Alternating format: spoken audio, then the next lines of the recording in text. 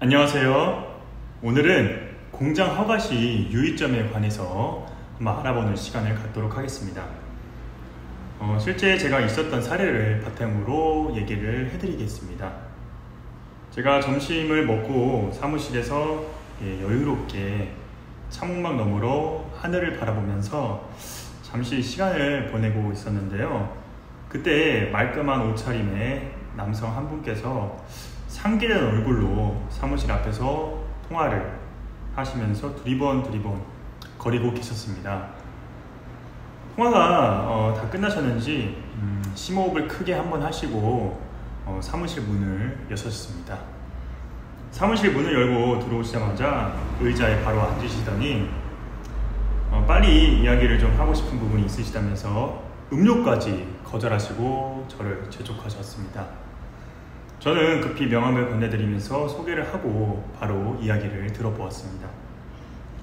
3일 전에 매입한 땅이 있는데 문제가 있는 것 같다며 상담을 부탁하시는 것이었습니다.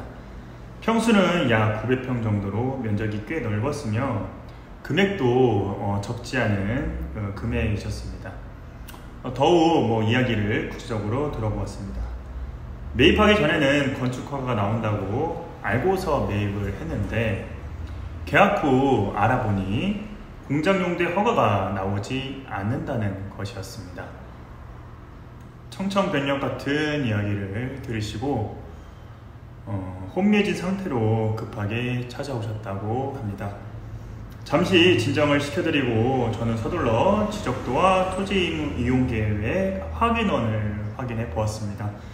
먼저 지적도상 해당 부동산 앞에 국어가 있긴 했지만 옆에 창고 주택들이 건축이 된 것을 보면 국어 점용에 따른 도로 사용 허가로 건축을 받았을 것이기에 도로 허가 부분은 큰 문제가 없어 보였습니다.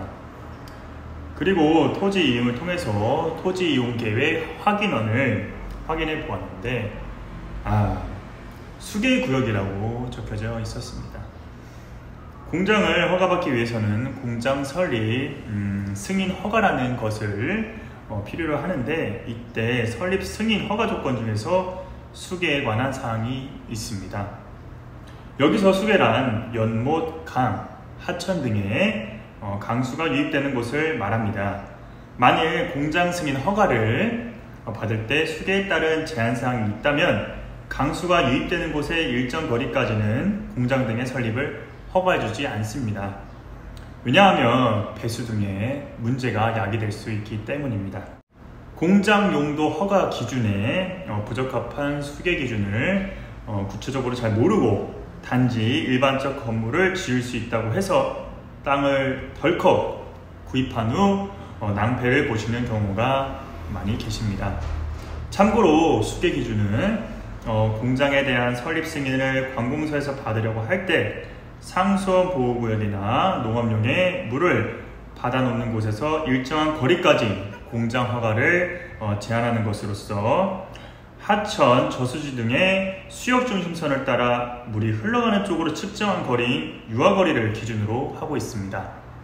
이처럼 내가 원하는 용도가 공장 설립 용도라면 반드시 토지이용계획서에서 1차적으로 수계 관련 사항이 쓰여 있는지 체크하시고 문제가 없으시다면 지도를 통해서 주변에 또 제한사항이 없는지 또한 면밀히 검토를 하는 게 좋겠습니다. 이러한 1차 과정이 끝나면 공장 허가 부서에 연락을 통해 다시 한 번 더 직접 체크하신 후 건축사 등의 의뢰를 하시는 게 좋습니다. 토지를 매입할 때는 내가 직접 보고 듣고 몇 번이고 확인을 해야 하는 만큼 귀찮고 어려운 부분이 있을 수 있겠지만 차후에 문제가 될 수 있는 사항을 미연에 방지할 수 있다는 마음으로 신중을 기하여 검토하시기를 바라는 바입니다. 이상으로 공장 허가 시 유의점에 대해서 알아보았습니다. 다음 시간에도 또 유익한 정보로 찾아뵙겠습니다. 감사합니다.